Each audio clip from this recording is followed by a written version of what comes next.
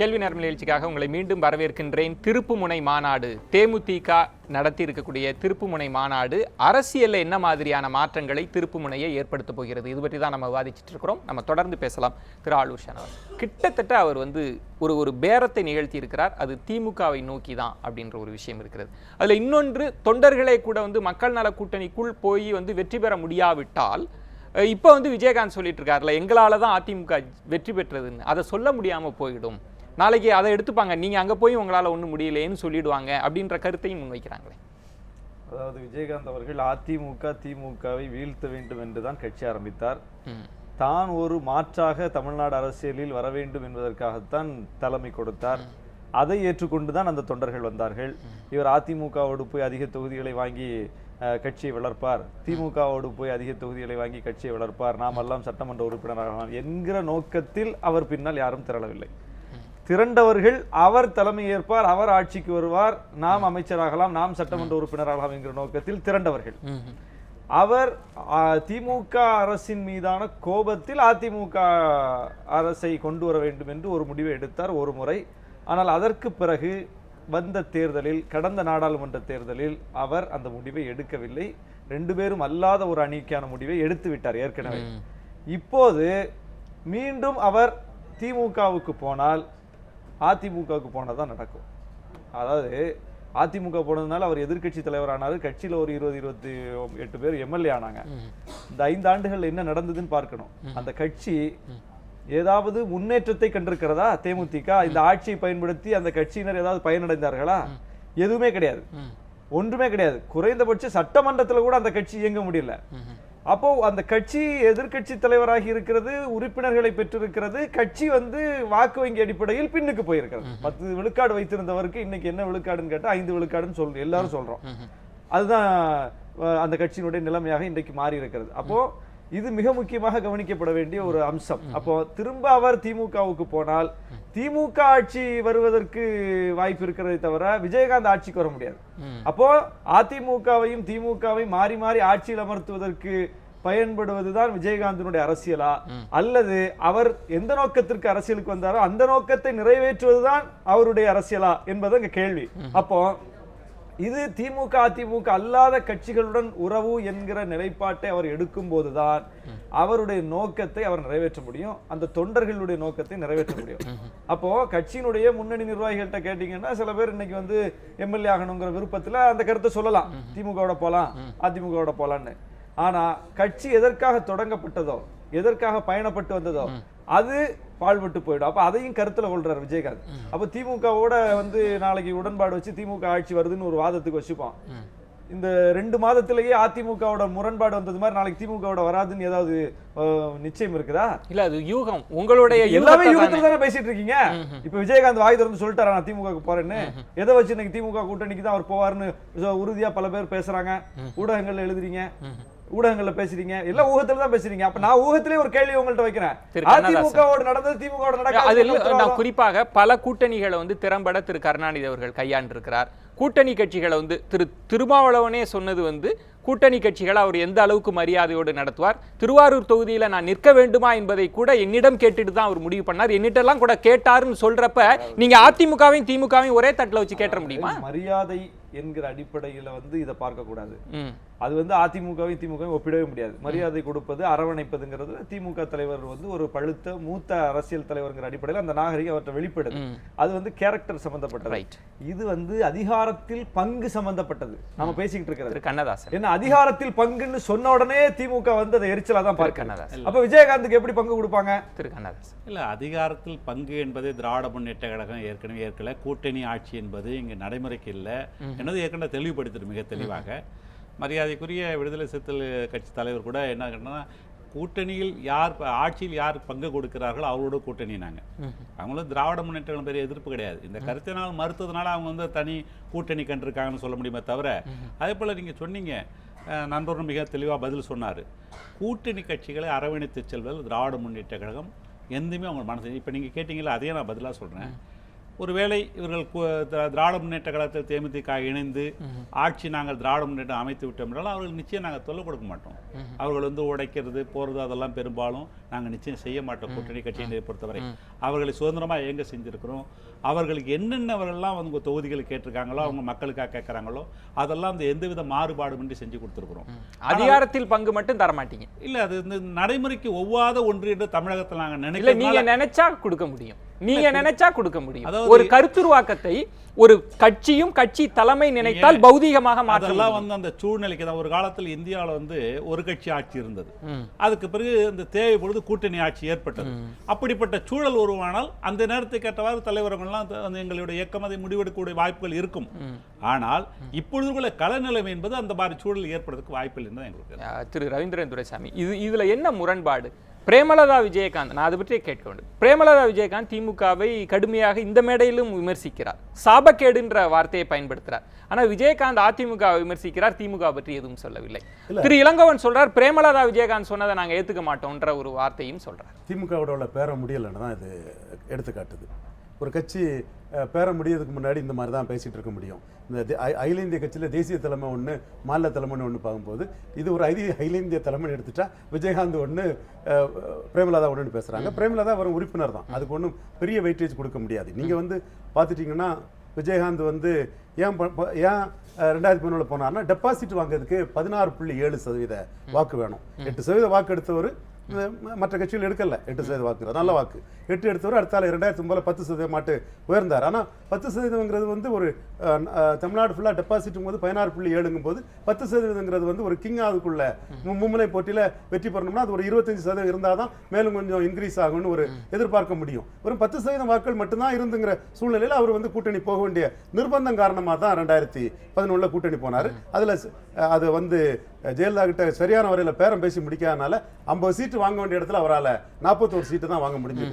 10 ஜெயலலிதா அன்னைக்கு பாமக மதிமுகலாம் தவிர்த்து பார்த்தா 30-10 பார்த்தா கண்டிப்பா பலத்தின் அடிப்படையில் இவருக்கு 50 சீட்டுக்கு மேல தகுதி இருந்து கூட வந்து அன்னைக்கு 5% தான் அண்ணா திமுக அணிக்கும் அண்ணா திமுக அணிங்கனால ஜெயலலிதா ஸ்டெபனா நின்றதுனால இவர் 41க்கு சம்மதிக்க வேண்டிய சூழ்நிலை ஆகிப்போச்சு.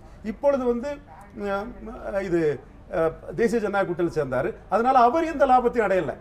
ஏற்கனவே அவரால் வீழ்த்தப்பட்ட 3 இடத்துக்கு அவர் 29 இடம் வந்து 3 இடத்துக்கு பாமக மதிமுக பாமகவும் விடுதலை சேர்ந்து நின்று கூட 3 இடத்திற்கு போன பாமகவுக்கு தான் ஒரு இடத்துல ஒரு வெளிச்சத்தை கொடுத்தாரே தவிர அவருக்கு அதுல எந்த லாபமும் இல்லை. அது வந்து 4 எலெக்ஷன் அவர் பெரிய அளவில் செஞ்சிருக்கிறாரு. ஒரு எலெக்ஷன்ல தான் ரிசல்ட்டை காட்டியிருக்காரு. மற்ற 3 எலெக்ஷன்ல வந்து அவரால் ரிசல்ட் காட்ட முடியல. இது மக்களவைத் தேர்தலில் கூட 29 இடம் பெற்று வெற்றியில ரிஸ்க் எடுத்தார். இப்ப தோல்வி அடைஞ்சிட்டாரு. தோல்வியில வந்து ஏற்கனவே அவரால் தோற்கடிக்கப்பட்டவர்களுக்கு வெளிச்சம் தான் கொடுத்துக்காரே தவிர அவருக்கு எந்த லாபமும் இல்லை. திரு ஷானவாஸ் சொன்னது மாதிரி அவர் ஒரு மாற்றா தான் வரார். திமுக அதிமுகவுக்கு ஒரு மாற்றா வரார். நீங்க அப்படியே ஒரு திமுக கூட்டணிக்கு வந்து ஒரு 21 எம்எல்ஏ எல்லாம் பெற்றாலும் கூட அவர் இழந்தது தான் அதிகம்ன்றது தானே ஆளூர் ஷானவாஸோட வாதம். அந்தஸ்து தான் 2011 போயிட்ட மாற்று அந்தஸ்து தான் 2011 இழந்துட்டாரு. மீண்டும் ஏன் கட்டியமைக்க கூடாது? கட்டமைக்க முடியாது. ஒன்ஸ் மூப்பனார் இந்த மாதிரி இழந்துட்டு கட்டமைக்கும் போது வந்து 6% ஓட்டு தான் எடுத்தாரு. வைகோ இந்த மாதிரி இழந்துட்டு கட்டமைக்கும் போது வந்து 6% எடுத்த வைகோ 4% தான் எடுக்காரு. அது யோசிக்கலாம், அது வேற விஷயம். ஆனா விஜயகாந்தை பொறுத்த அளவுல ஜெயலலிதா வீழ்த்தணும்னா அந்த ரிஸ்க் எடுக்க முடியாது. இதுக்கு தான் அவர் பொய் ஆகணும். இதுல வந்து ஜெயலலிதா பேரத்துல ஏமாந்தது மாதிரி கருணாநிதி பேரத்துல ஏமாந்துட கூடாதுங்கிறதுக்காகத்தான் அவர் மேலும் வந்து இவரோட வெற்றியால் பாதிக்கப்பட்ட கட்சிகள் தான் இப்பொழுது மாற்று என்று சொல்கிறார்கள். நீங்க வந்து விடுதலை சிறுத்தைகள் ரொம்ப மனசுல வைப்பார் அதெல்லாம் சொன்னீங்க. இவரு ஸ்ரீரங்கம் கேண்டிடேட் வரும்போது வந்து விடுதலை சிறுத்தைகள் அங்க இருக்கும்போது வந்து ஆதரவு கேட்கல திமுக. அது என்ன, அதுக்கு என்ன சொல்றீங்க? அறிவாலயத்தில் ஸ்ரீரங்கம் கேண்டிடேட்டுக்காரு ஆதரவு கேட்கலன்னு திருமாவளவன் சொல்றாரு. அப்ப என்ன அர்த்தம்? அதுல உங்க ஆதரவு வந்து எங்களுக்கு முக்கியமானது இல்லைன்னு தான் அர்த்தம். அப்ப அந்த நிலைமையில உள்ள ஒரு இதுதானே இருக்குது. மற்ற கட்சிகள் கம்யூனிஸ்டுகள் வந்து அதிமுக அணியில நின்று 5% ஓட்டு எடுத்தாங்க. அதுக்கப்புறம் திரும்ப தனிச்சு நின்று 6.5% ஓட்டு தானே எடுத்திருக்காங்க. ஏன் 6.5%? ஜெயலலிதா பிரதமர் ஆகணும்னு சொன்னாங்க. ஒரு சீட்டு தான் தருவோம்னு சொன்னாங்க. அதனால தான் கம்யூனிஸ்டுகள் தனிச்சு போனாங்க. இந்த மாதிரி வந்து விஜயகாந்தின் முக்கியத்துவத்தால 2011 வைகோவால போட்டி போட முடியாத நிலைமை வந்தது. மீண்டும் அப்படி ஒரு போட்டி போட நிலைமை வந்துடக்கூடாதுன்னு முன்னெச்சரிக்கையா தான் இருக்கிறாங்க. பட் ப்ரொஜெக்ஷன் பண்ணலாம், யார் வேணாலும் ப்ரொஜெக்ட் பண்ணலாம். ராமதாஸ் ப்ரொஜெக்ஷன் பண்ணலாம், மக்கள் நல கூட்டணி ப்ரொஜெக்ட் பண்ணலாம், அவங்களுக்கு உரிமை அது. விஜயகாந்த் அவர்கள் மாற்றாக சொல்லி வந்தபோது, திமுக அதிமுக வேண்டான்னு சொல்லி வந்தபோது அவர் மட்டும்தான் சொன்னார். அதை கவனிக்கணும். தமிழ்நாடு அரசியலில் வேற யாரும் அதை சொல்லல. ஆனா இன்னைக்கு நிலைமை அது அல்ல. இன்றைக்கு திமுக அதிமுக வேண்டாம் என்கிற மனநிலையும் வளர்ந்திருக்கிறது.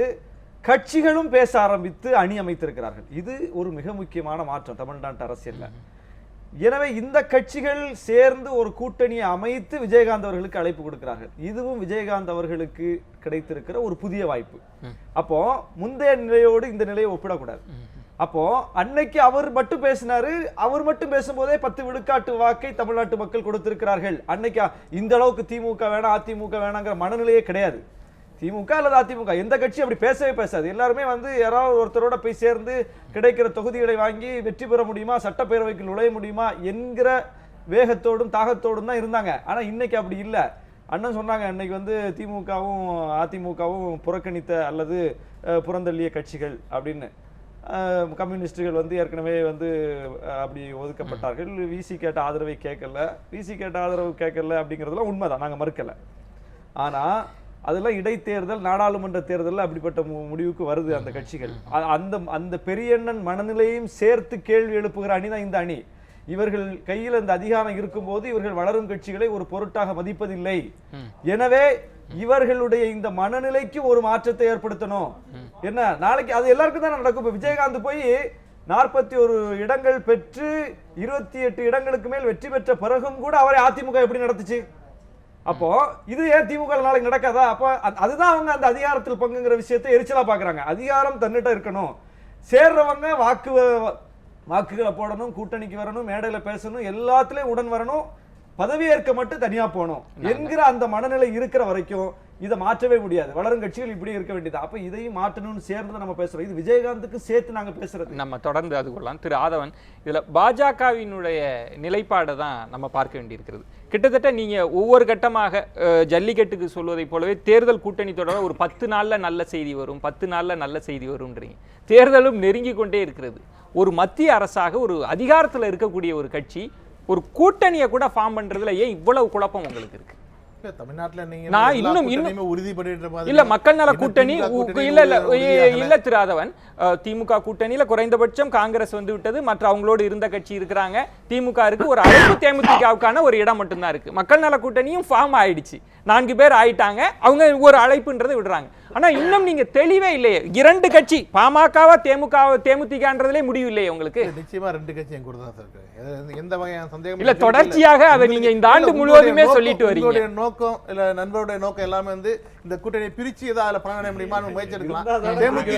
தேமுதிக ஏற்கனவே தேசிய ஜனநாயக கூட்டணி இருக்கும்போது அவங்க இழுக்கிறதுக்காக திமுக முயற்சி பண்ணுறது, மக்கள் நல கூட்டணி முயற்சி பண்ணிட்டு இருக்காங்க.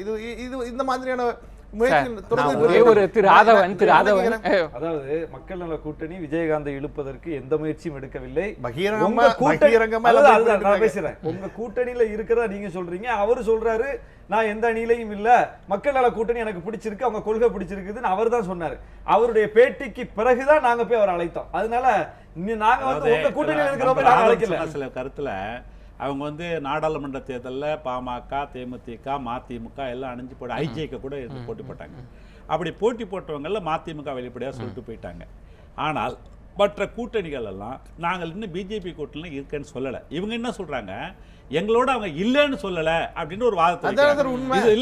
இல்ல இது ஒரு பதிலா மக்கள் ஏத்துவாங்க. அதாவது டம்ளர்ல பாதி கோலை தண்ணி இருக்கிறது, பாதி கோலை காலியாக இருக்கிறது இடத்துல நீங்க பார்க்கறீங்க. ஒவ்வொருத்தர் அவங்க பாருங்க கூட்டல இருக்கறத சொல்லலன்றதான் உண்மை. கூட்டல இல்லன்னு சொல்லலன்றத எங்களுடைய தலைவர்கள் அவரோட தொடர்புல இருந்துட்டு இருக்காங்க. பேச்சுவார்த்தை தொடர்பு இருக்குது, எல்லா கட்சியும் தொடர்புல இருக்காங்க. பேச்சுவார்த்தை நடத்தி கொண்டிருக்காங்க. எப்படி மக்கள் நல கூட்டணி முயற்சி செய்து கொண்டிருக்காங்க. அது மாதிரி நாங்க தொடர்ந்து பேசிட்டு இருக்கோம் சார். வெளியில நீங்க ஏன் சார் உங்க கூட்டணியில இருக்கவங்கள்ட்ட நீங்க ஏன் சார் தொடர்ச்சியா பேசணும்?